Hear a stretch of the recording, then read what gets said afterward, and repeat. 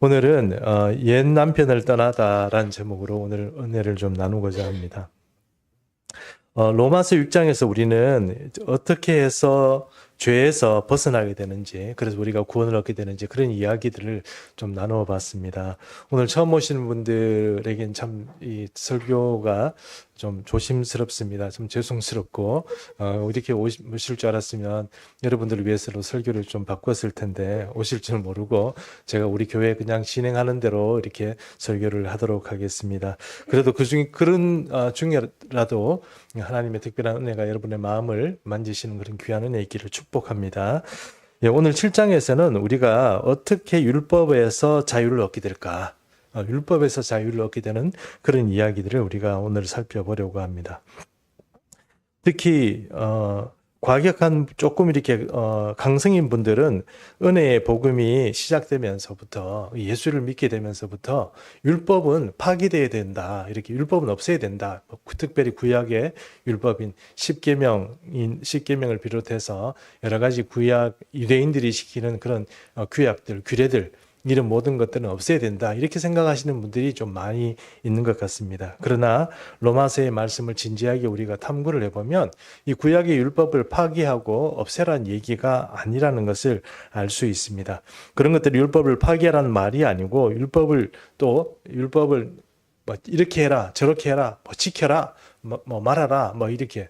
그러니까 뭐 이것은 지켜라, 이것은 하지 말아라, 뭐 이렇게 우리 말하는 그런 어떤 율법의 조항들, 그런 율법을 우리가 또 따라라 이렇게 말하는 것도 아니라는 것을 알 수 있습니다. 그러면 로마서가 도대체 말하는 그리고 예수 그리스도의 복음을 믿는 우리 성도들이 그럼 율법의 문제를 어떻게 생각하란 말입니까? 이렇게 묻는다면 그것은 우리가 자의적으로 율법을 지키게 되는 그런 수준으로 우리가 살아라 하는 것이라고 그렇게 말할 수 있다 하는 것입니다. 강제에 의한 율법이 아니고 자원하는 마음으로 하나님 법을 지키고 살아가는 것, 그것이 일반적인 성도의 어떤 율법에 대한 어떤 태도다, 그렇게 말할 수 있습니다. 그래서 우선 오늘 그런 이야기를 로마서 7장은 하고 있는데요. 특별히 1절부터 한번 같이 우리가 좀 살펴보도록 하겠습니다. 1절 한번 같이 읽겠습니다. 7장 1절 시작. 형제들아 내가 법 아는 자들에게 말하노니 너희는 그 법이 사람이 살 동안만 그를 주관하는 줄을 알지 못하느냐. 율법에 대해서 이제 큰 관심이 없는 우리 현대 그리스도인, 특별히 우리도 마찬가지지 않습니까?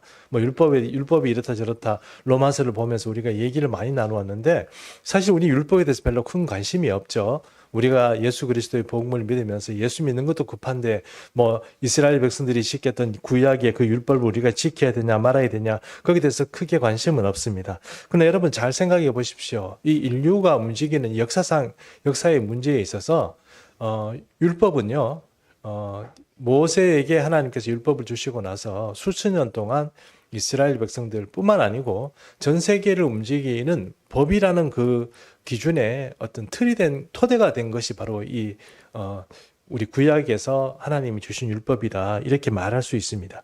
물론 바벨론 시대에 함무라비 법전과 같이 각 나라에도 그런 어떤 법전들이 등장하는 것을 알고 있습니다. 바벨론은 바벨론 제국의 법전이 있었고 아수르도 있었습니다. 아수르도 바벨론 법전과 비슷한 법전이 있었고요. 그리고 고대 시대 이집트에도 그런 법전이 있긴 했습니다. 그러나 하나님으로부터 수여된 법이다, 이렇게 말할 수 있는 법은 십계명이 유일하다, 이렇게 말할 수 있습니다. 다른 법들은 사회적인 규약이고 정치법입니다. 정치를 잘하기 위해서 만들어진 법이라고 한다면 십계명은 하나님께서 정치 그런 문제가 아니고 하나님의 백성들이 살아야 될 그런 어떤 법들을 하나님께서 주셨다 하는 것입니다. 그래서 이 십계명의 법이나 아니면 하나님께서 그 이후에 모세를 통하여서 이스라엘 백성들에게 가르쳐 주신 모든 규약과 율례, 규례 이런 것들은 사실 하나님께서 사람들에게 주신 법이기 때문에 그것은 우리 시대까지 이르면서 사실 성경적인 법이 오늘 우리 시대의 법의 어떤 토대가 되었다고 할 수 있습니다. 그뿐만 아니고 중국도 마찬가지고 고대 시대의 제국을 이루었던 모든 세계에 있어서 그들이 가지고 있었던 어떤 사회적인 법은 사실 그 테두리가 그 토대가 바로 이 십계명이 되었다 하는 것을 알 수 있는 것입니다. 그래서 율법은 매우 중요하다 말할 수 있습니다. 우리 생각에는 별로 중요하지 않을 수 있습니다. 우리는 왜 그러냐면 우리는 법 없이도 사는 사람, 착한 사람들이기 때문에 네, 좀 우차하는 얘기를 좀 별로 반응이 없어서 좀 그렇습니다만 우리는 법 없이도 사는 사람이지만 법을 좀 이렇게 민감하게 생각하는 사람들은 항상 무슨 일을 하든지 법에 대해서 늘 고민하면서 그렇게 살아가지 않겠습니까? 근데 그만큼 법이란 것은 세상을 움직이는 데 있어서 매우 중요한 것입니다. 우리 시대에 우리가 예수 믿으면서 또 우리가 예수 믿는 그 구원의 복음 안에서 살지만 사회적으로 나가면 교통법규도 지켜야 되고 지켜야 될 법들이 많이 있잖아요. 그 세상을 움직이는 것이 사실은 법입니다. 그러니까 이 법을 어떻게 생각하느냐에 따라서 세상이 좀 많이 달라지겠죠. 그런 이 세계에서 가장 오랫동안 이 법이라는 어떤 역할들을 잘 감당했던 것이 바로 이 구약 성경의 십계명을 비롯한 율법이다 이렇게 말할 수 있다는 것입니다. 고대 세계의 모든 법, 그리스, 로마를 통틀어서 그보다 더 강력한 어떤 토대가 되었던 법이 이 율법이라는 것입니다. 그 사람들은 율법을 가지고 살았습니다. 그 아침부터 혹은 어릴 때부터 율법을 배우고 평생을 그 율법 안에서 살다가 간 사람들이 이스라엘 사람들입니다. 그러니 우리가 생각하는 것보다 그들이 생각하는 율법은 매우 그들에게 있어서는 매우 절실한 문제고 우리가 로마서를 연구하다 보니까 저도 그런 생각이 들었습니다. 또 율법이야? 또 율법을 또 가지고 설명을 해야 된단 말이야. 5장에도 받고 6장에도 받고 7장까지 왔는데 또 율법 얘기를 해야 되니까 율법 얘기 이제 그만했으면 좋겠다 이런 생각이 저는 개인적으로 하고 있습니다. 여러분도 이제 그만 듣고 싶죠? 아닙니까? 네, 그만 듣고 싶잖아요. 뭐 다른 성경 말씀도 많은데 꼭 율법 얘기를 벌써 5장, 6장, 7장 계속 하니까 여러분이 조금 좀 그만 듣고 싶다 이런 생각이 할 수도 있습니다. 그러나 여러분 그 인류사를 지배했던 그 율법에서 벗어나야 거기를 탈출해야 거기서 자유해야 여러분 우리에게 구원의 은혜가 있는 것입니다. 그러므로 사도 바울은 그것을 아는 거예요. 그래서 사도 바울은 그 법 있는 자들에게 내가 말한다. 법을 좀 아는 사람들한테 내가 말하는데 이제 그 법에서 벗어나야 돼 하는 이야기를 이제 하려고 하는 것입니다. 이게 1절에서 우리가 읽었던 것처럼 법은요. 어떤 사람에게 유효하냐 하면 살아있는 사람에게 유효합니다. 사람이 죽어버리면 어떻게 할까요? 법이 필요가 없습니다. 한번 제가 여러분에게 이런 질문을 한번 해볼까요? 질문은 조금 이따 하겠습니다. 죄송합니다.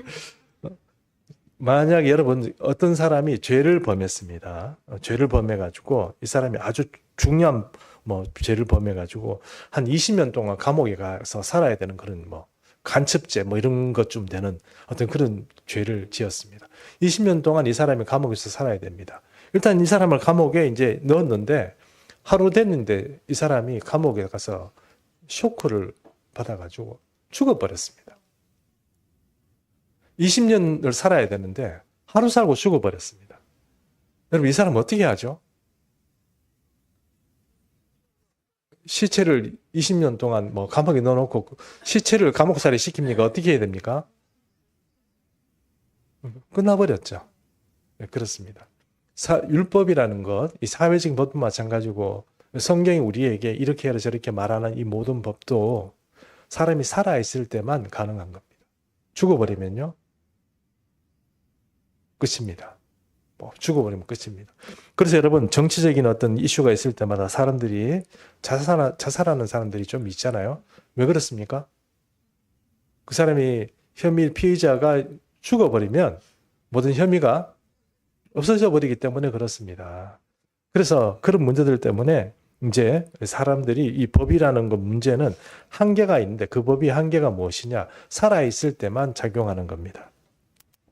그럼 여러분 이 법을 가지고 우리가 이렇게 생각해 볼 때 이 법이 그러니까 구약에 하나님께서 이스라엘 백성들이 주셨던 그 법을 포함해서 법을 잘 지키면 여러분 구원 얻을 수 있습니까? 답은 아니요라고 대답해야 됩니다. 그럼 법을 잘 지키면 구원 얻을 수 있습니까? 그러면 우리 영생의 문제, 영원한 생명의 문제를, 그러니까 우리 죽음의 이후의 삶의 문제를 법이 우리에게 가르쳐 줍니까? 큰 답을 가르쳐야 되는데 이 대답이 좀 가르쳐 주지 않습니다. 그리고 영생의 문제, 그리고 또 이 죽음 이후에 일어날 모든 어떤 선과 악의 문제, 천국 가는 문제, 이 문제에 대해서 율법은 아무것도 할 수 있는 게 없습니다. 그냥 이 시대에 이제 우리가 살아있을 때 그때까지만 하는 거예요. 그 복음이라는 것은 무엇입니까? 이 시대와 우리가 돌아올 모든 시대에 있어서 모든 문제를 해결해 주는 가장 유일한 어떤 그런 수단이 바로 복음입니다. 그러므로 우리가 이 복음이라는 것을 이제 갈아타야 되는데, 우리는 처음부터 이 복음을 받아들이고, 그리고 예수 믿는 것을 이렇게 받아들이고, 그리고 구약을 연구하고 성경을 연구했기 때문에 뭐 별로 문제가 없습니다만, 평생을 법 공부하고 살았던 이 이스라엘 백성들에게는 이게 어려운 겁니다. 이 갈아타기가 어려운 거예요. 이해가 안 되는 거예요. 자기가 어릴 때부터 이렇게 배워왔는데 갑자기 그것은 거기서를 떠나가지고 이제 예수를 믿음으로 구원을 얻는다, 이런 말하면 어려운 겁니다. 율법을 잘 지키고 하나님의 말씀을 잘 지켜야 구원 얻고 하나님께 칭찬받는 줄 알았는데, 갑자기 예수를 잘 믿어야 구원 얻고 그것은 나중에 이제 예수 잘 믿고 지키는 거라, 이렇게 말하면 그 사람들은 이해가 안 되는 거예요. 내가 잘 지켜야 구원 얻는 건데, 그렇게 거꾸로 얘기하니까 그 사람들이 이해가 안 되는 것입니다. 그래서 오늘 그러면 그 사도 바울이 말한 것처럼 이것을 갈아타야 되는데 어떻게 갈아탈 건가 하는 것을 설명합니다. 그게 2절과 3절 말씀인데요. 2절과 3절 말씀을 이해하기 위해서는 민수기에 나와 있는 서원법을 먼저 좀 보도록 하겠습니다. 민수기 30장 5절입니다. 김기용 권사님 읽어주세요. 그러나 그의 아버지가 그것을 듣는 날에 허락하지 아니하면 그의 서원과 결심한 서약을 이루지 못할 것이니 그의 아버지가 허락하지 아니하였은즉 여호와께서 사하시리라. 예, 구약 시대에 어떤 아가씨, 어떤 처녀가 하나님께 너무 감동이 되었어요. 하나님, 제가 뭘 하고 싶어요. 제 인생을 제가 여자들은 머리 밀지는 않겠지만 제가 나시린으로서 하나님께 제 삶을 드리겠습니다. 이랬습니다. 1년 동안 제가 하나님께 제 삶을 드리겠습니다. 이랬습니다. 그리고 이제 집에 와서 아버지한테, 아버지, 제가 나시린으로 성전에 가서, 성막에 가서 제가 한 1년 동안 그렇게 하나님께 봉사하려고 합니다. 그러니까 아버지가 가만히 있다가, 야, 그럼 밥은 누가 해? 이렇게 된 거예요. 청소는 누가 해? 뭐 이렇게 된 겁니다. 그러면 이 아가씨 갈 수 있어요? 없어요? 못 갑니다. 이해하시죠? 왜 그렇습니까? 이 처녀의 어떤 그런 법적인 어떤 구속력은 누가 가지고 있는 거예요? 아버지가 가지고 있는 겁니다. 이해하시죠? 예, 좋습니다. 그러면 만약에 결혼을 한 부부가라고 하면은 부부의 경우는 어떻게 되느냐? 민수기 10장 8절, 30장 8절 권사님 한번 읽어주세요. 그러나 그의 남편이 그것을 듣는 날에 허락하지 아니하면 그 서원과 결심하려고 경솔하게 입술로 말한 서약은 무효가 될 것이니 여호와께서 그 여자를 사하시리라. 비슷한 경우인데 결혼을 했습니다. 결혼했는데 부부가 있는데 부인이 이 교회에 가서 너무 열심히 뭐 일하고 싶은 거예요. 뭐 남편한테 왔다 갔다 이렇게 하지 말고 그냥 교회에서 막 충성을 다 하고 싶어요. 그래서 이제 뭐 그렇게 하겠다고 남편한테 얘기했더니 남편이 또 뭐라고 얘기해요? 그럼 나는 밥 누가 해줘? 이렇게 물어. 그러면 어떻게 돼? 그 부인은 갈 수 있어요? 없어요? 못 갑니다. 왜 못 갑니까? 법적인 구속력이 누구에게 있어요? 남편에게 있기 때문에 그렇습니다. 자, 이게 서원법입니다. 그러면 이제 보통 일반적으로 서원이라는 것은 내가 하나님께 뭐 하겠습니다 이렇게 서원하는 건데, 그 서원을 하게 되면 반드시 지키라고 성경은 말하고 있지만 지금 이런 케이스 같은 경우에는 지키지 않더라도 하나님께서 사해 주시겠다 이 말이죠. 예, 무효로 하겠다 이 말씀이잖아요. 그것처럼 이제 우리가 결혼을 했는데 그 결혼을 누구하고 했냐면 율법하고 한 거예요. 율법하고 결혼을 한 겁니다. 사도 바울이 이제 그 얘기를 하는 겁니다. 자, 로마서 7장 2절과 3절을 읽겠습니다. 2절을 제가 읽겠습니다. 여러분 3절 읽어주십시오. 남편이 있는 여인이 그 남편 생전에는 법으로 그에게 매인바 되나 만일 그 남편이 죽으면 남편의 법에서 벗어나느니라. 그러므로 만일 그 남편 생전에 다른 남자에 가면 엄려라.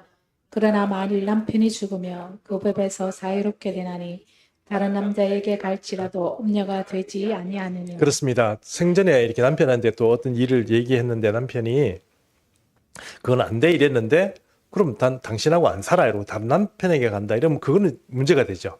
그러나 그 남편이 죽으면 어떻게 돼요? 됐습니다.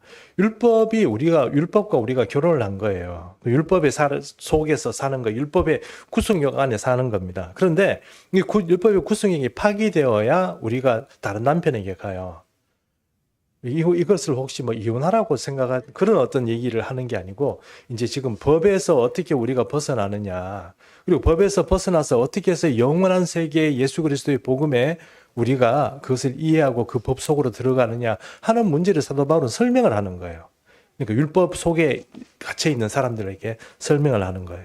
그래서 이 남편의 구속력이 없어지면 다른 남자에게 가도 문제가 안 된다. 그러므로 우리는 옮겨가야 된다 하는 이야기를 사도 바울은 이렇게 하고 있는 것입니다.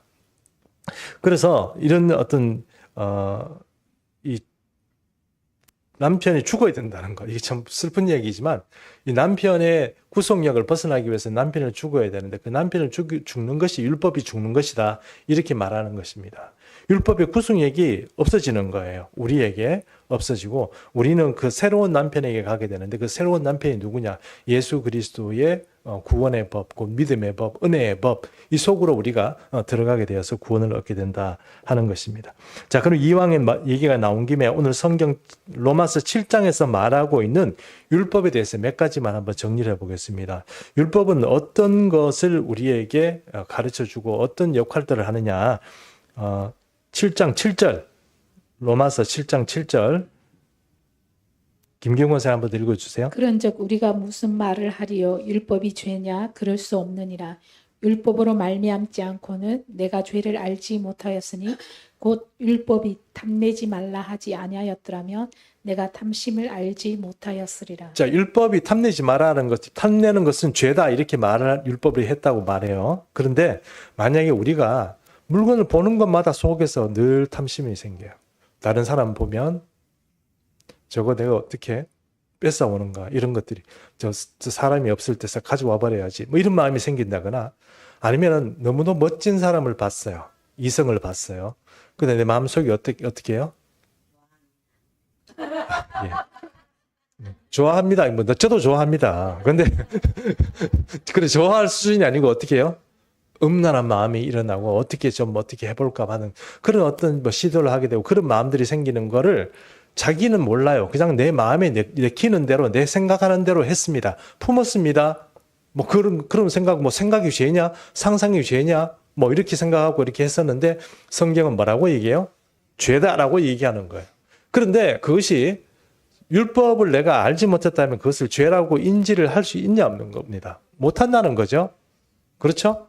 예, 그냥 뭐 내 생각하는 대로 살아간다는 거예요. 근데 그게 율법을 통해야만 그런 것들이, 이런 거 얘기하는 거 죄다. 그것은 잘못된 어떤 발로에서 나오는 것이다 하고 율법은 지적을 해준다는 거예요. 그래서 율법으로 통해서 우리가 율법을 죄를 깨닫게 된다는 것입니다. 두 번째, 7장 9절 말씀 제가 읽겠습니다. 전에 율법을 깨닫지 못하였을 때에는 내가 살았더니 계명이 이름에 죄는 살아나고 나는 죽었도다. 이게 말이 좀 헬라 말을 우리나라 말로 좀 옮기다 보니까 이게 좀 더 의역을 해야 될 것 같은데 뭐 이런 얘기라고 할 수 있습니다. 율법이 있으니까 이게 또 나중에 보니까 율법에 내가 죄를 많이 지어요. 내가 내 생각대로 살도 옛날에 율법이 없을 때는 내 생각대로 막 살았어요. 자유로웠어요. 막 살아있는 것 같이 막 내 마음대로 죄를 지었는데 어느 날 보니까 율법을 보니까 이것도 죄고 이것도 죄고 이것도 죄고 이것도 죄고 죄가 너무 많아요. 그래 이 율법이 내게 지적하는 이 죄가 나를 계속 고립시켜요. 넌 죄인이야. 넌 나쁜 놈이야. 너는 생각이 벌써 좀 틀린 놈이야. 너는 가망성이 없는 놈이야. 너는 삭수부터 노란 놈이야. 이렇게 시작해가지고 계속 나를 쪼여와요. 너는 죄인이야. 계속 쪼여와요. 율법이 그렇게 우리를 계속 쪼여온다는 것이 바로 이 7장 9절의 의미입니다. 조금 헬라말을 우리나라 말로 번역하다 보니까 우리에게 조금 이해하기 좀 어렵지만 그렇게 이해를 해주시면 될 것 같습니다. 자, 세 번째, 죄의 실체를 드러냅니다. 이거는 공동 번역으로 로마서 7장 13절 말씀을 김기용 권사님 좀 읽어주시기 바랍니다. 그러면 그 좋은 것이 나에게 죽음을 가져왔다는 말입니까? 절대로 그렇지 않습니다. 사실은 죄가 그 좋은 것을 매개로 해서 나에게 죽음을 가져왔습니다. 그래서 죄로서 드러나게 되고 계명으로 말미암아 그 죄가 얼마나 악독한 것인지가 드러나게 되었습니다. 자, 이 말은 어떤 의미냐면은 율법이 그러면 죄냐 아닌 거예요. 율법이 죄냐? 하나님께서 주신 율법이 죄냐? 아닙니다. 율법이 죄가 아니고 율법이라는 그 틀 가운데 죄가 틈타서 기회를 봐서 사람들을 괴롭히는 거예요. 그래서 율법이 마치 사람들을 이렇게 구속시키고 그 사람들을 한계지어서 괴롭히는 것처럼 그렇게 말하는데 사실은 죄가 그렇게 하는 것입니다. 근데 죄가 율법의 사이에 있는 그런 어떤 틈들을 보고 사람들에게 침범해서 사람들을 괴롭히고 그들을 악의 열매를 맺게 하는 겁니다. 그것이 죄라는 것이고 그 죄가 아주 악독한 어떤 성질을 가지고 있다는 것을 율법은 우리에게 가르쳐 준다는 것입니다. 이렇게 율법이 세 가지의 어떤 그런 기능을 하고 있고 또 예전에 제가 율법의 세 가지 용법에 대해서도 한번 말씀을 드린 적이 있습니다만 오늘 로마서 7장을 통해서는 율법이 이런 역할들을 한다 하는 것을 말하고 있습니다. 그래서 갈라디아서 3장 24절 한번 보겠습니다. 갈라디아서 3장 24절 같이 읽습니다. 시작. 이같이 율법이 우리를 그리스도께로 인도하는 초등교사가 되어 우리로 하여금 믿음으로 말미암아 의롭다함을 얻게 하려 함이라. 자, 예수 믿는 사람이 여러분 착한 사람이 착하게 자꾸 착한 사람이 예수 믿게 되죠. 악인이 예수 믿게 되겠습니까? 좀 착하고 그런 사람이 예수 믿는 거 아닙니까? 아니군요. 그러면 여러분 그러면 악인이다가 예수 믿게 됐습니까? 제가 이건 말이 좀 이상합니다만 어떤 의미냐면은 조금 그 마음에 예수 그리스도에 대해서 어떤 특별한 마음이 없는 그런 세상에 팔려 있는 사람들 같은 경우는 이게 예수 믿기가 힘들겠죠. 근데 우리는 어떻습니까? 하나님의 특별한 은혜가 마음이 열려서 이렇게 예수를 믿게 되는 것이고 믿음의 세계로 들어오게 된 겁니다. 그런데 이 모든 일에 우리 생각으로 막 할 것 같지만 사실은 교회에 가니까 교회에서 여기서 보면 초등교사라고 되어 있는데 옛날 성경에는 몽학선생이라고 그랬습니다. 몽학선생.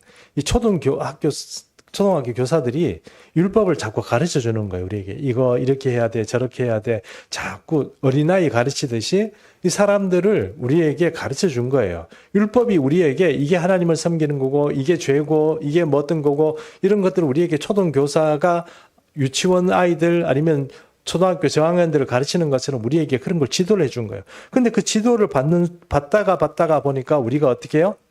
장성하게 되고, 그래서 그 믿음이라는 것이 장성에 대해서 청소년이 되고 청년이 되면서 초등학교 교사에서 받았던 그런 어떤 것이 아니고 이제는 대학 교수 아니면 전문가들 프로페셔널한 사람들을 사회에서 만나서 자기를 성장시켜가는 거죠. 믿음도 똑같다는 거예요. 그럼 이 믿음이라는 것이 초등학교 교사일 때는 어떻게 누구한테 교육을 받아야 돼요? 초등교사한테 받아야 된다 이 말입니다.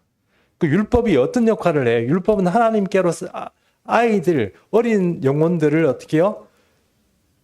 구원을 얻을 수 있도록 인도해 주는 역할을 하는 게 누구다? 초등교사이자 율법이다 이 말입니다. 그렇죠? 오케이? 네, 좋습니다. 그러면 또 하나 갈라디아서 3장 25절 자, 여러분 같이 읽습니다. 시작.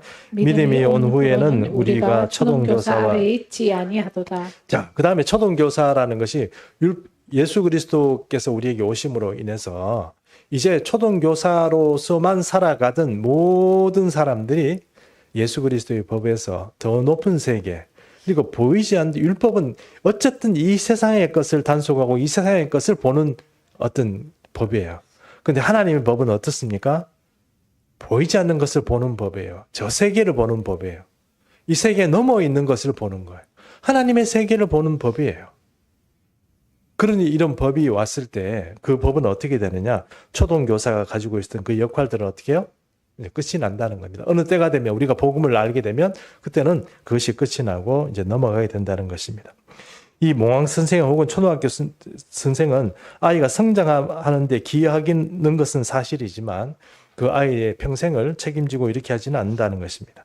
그렇게 생각해 보면 율법은 우리가 하나님을 알게 되고 이 신앙이라는 기독교라는 것에 들어오고 그것을 배우고 교회라는 것도 배우고 여러 가지 배우는 것에는 굉장히 도움을 주지만 그 이상의 것에는 문제가 있다는 것입니다.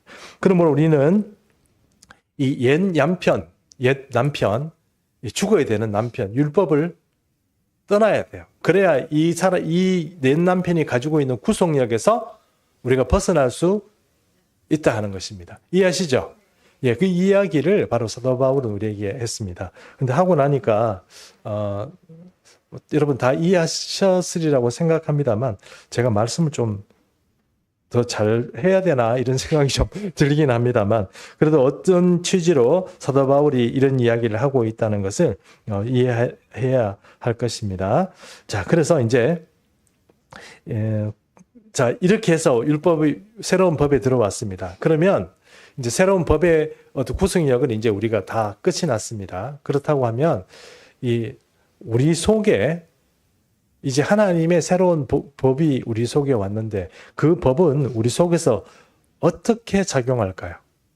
그러니까 복음이라는 것이 우리에게 찾아왔습니다. 우리 속에 왔습니다. 새로운 법으로서 우리의 생명을 책임지고 우리가 이 세상에서의 삶뿐만 아니고 영원한 세계의 삶에 대해서도 우리에게 가르치고 또 인도하십니다. 그러면 여러분 그것이 우리 속에서 어떻게 작용할까요? 그것을 사도 바울은 이제부터 얘기하려고 하는데 시간이 오늘 좀 많이 부족합니다. 그래서 오늘 다 하지는 못하고 몇 가지만 말씀드리겠습니다. 로마서 7장 21절 봅니다. 로마서 7장 21절 다 찾으셨죠? 예, 우리 7장 21절 읽겠습니다. 시작. 그러므로 내가 한 법을 깨달았노니 곧 선을 행하기 원하는 나에게 악이 함께 있는 것이로다. 자, 여러분 예수 믿고 성도가 되고 이제 이제 영원한 법의 어떤 지배를 받으려고 우리가 교회도 다니고 이렇게 예수 믿게 되는데 우리 속에 이 예수의 법이 아닌 또 다른 법이 옛날에 있었던 내가 죽어버렸다고 생각했던 죽여버렸다고 생각했던 옛 사람의 법이 내 속에 아직도 여전히 있다는 거예요. 공존한다는 거예요. 우리가 예수 믿는 사람이 왜 저래? 예수 믿는다고 하면서 왜 행동이 저 따위야? 이렇게 지적할 수 있는 그런 사람들의 그 속에는 예수님만 있는 것이 아니고 뭐가 있어요? 옛날의 법이 아직도 여전히 살아서 죄의 법이 꿈틀거린다는 거예요. 이해하시죠? 자, 그러니 이 사람은 이 두 개의 법이 공존한 이 상황에서 살아간다는 거예요. 그러니 그리스도인들은 우리가 예수를 따라가는 사람이긴 하지만 여전히 옛날 사람이 죽지 않고 우리 속에서 살아서 죄의 법이 공존한다는 거예요. 그 사도 바울은 그 얘기를 하는 겁니다. 자, 그래서 로마서 7장 19절에서 20절 더 보겠습니다. 로마서 7장 19절에서 20절. 제가 19절 읽겠습니다. 여러분 20절 읽으십시오. 내가 원하는 바 선을 행하지 아니하고 도리어 원하지 아니하는 바 악을 행하는도다. 만일 내가 원하지 아니하는 것을 하면 이를 행하는 자는 내가 아니요 내 속에 거하는 죄니라. 내 속에 거하는 죄가 나는 그렇게 하고 싶지 않아요. 그런데 죄를 자꾸 저지르게 해요. 나는 미치고 싶어요. 미치고 싶은 건 아니고 미칠 것 같아요. 왜냐하면 나는 선을 행하고 싶어요. 예수 잘 믿고 싶고 예수를 믿는 이상 내가 예수님의 사람으로서 잘 하고 싶어요. 선을 행하고 싶어요. 이웃을 사랑하고 싶어요. 근데 나도 모르게 나를 자꾸 끌어당기고 야, 너 그렇게 안 살아도 돼. 너무 심각하게 살지 마. 좀 타락하게 살아. 술도 마시고 담배도 피고 또 이렇게 조금 이렇게 사람들 보고 예쁜 사람들 지나가면 눈이 좀 반짝반짝하고 갑자기 막 눈이 막 돌아가는 거 정상 아니야? 그걸 보지 말라고 노력하는 그게 좀 웃기는 거 아니야? 뭐 이런 식으로 세상에 대해서 점점 더 나도 모르게 자꾸 나 자신을 타락시키고 유혹시키는 그런 세력이 밖에 있는 게 아니고 어디에 있다고요? 내 안에 공존한다는 거예요. 그렇죠? 예수 믿는 사람 다 알잖아요. 맞죠? 내 속에, 여러분 속에 누가 있습니까? 이러면 내 속엔 예수님이 계세요. 이렇게 말하면 좋겠지만 또 갑자기 내 마음에 뭔가 뒤에서 등에서 식은땀이 쭉 흐르내리는 것처럼 내 속에 내가 인정하지 않는 나 자신이 또 도사리고 있으면서 나를 따라다니면서 괴롭히는 거예요. 이 공존하는. 지금 여러분 이게 제 얘기입니까? 여러분 얘기입니까? 아니요. 사도 바울 얘기입니다. 저는 그렇다고 얘기 안 했습니다. 여러분도 그걸 모르고 지금 누구 얘기입니까? 사도 바울 얘기입니다. 사도 바울이 법을 깨달았는데 아이고 세상에 자기 지금 6장까지 이르러서는 온갖 어떤 죽이는 얘기, 없어지는 얘기 다 했잖아요. 근데 7장에 와서 자기가 이제 실제적으로 해보니까 어떻게 해요? 이 법이 완전히 죽지 아니하고 공존한다는 것을 깨달았다는 거예요. 자, 깨달았습니다. 그래서 내가 선을 행하고 싶은데도 안 되더라 하는 것입니다.